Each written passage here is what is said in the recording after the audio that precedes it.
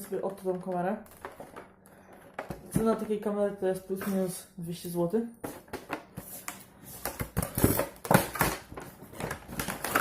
A nie były potrzebne nożyczki. Składamy je sobie.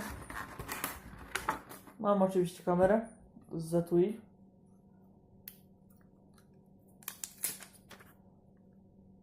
Tu jest oczywiście wodoszczelne, ale sama kamera już nie, niestety.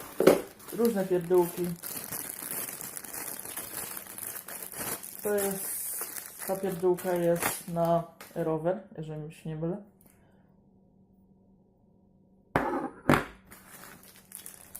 To jest chyba na kask.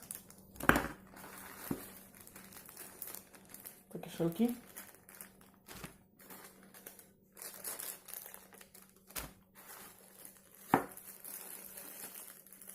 Żeby sobie gdzieś na statyw przywiercić, bo tutaj chyba na tej kamerce nie ma takiego odpowiedniego otwora, więc zakładamy na to i możemy wtedy na statyw.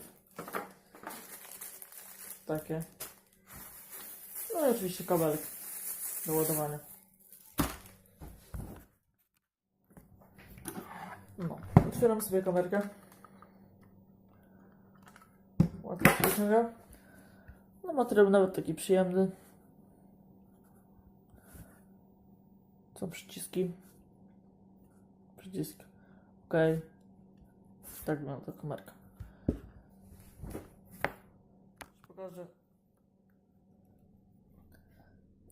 elementy wszystkie. Tak wyglądają oto te wszystkie elementy.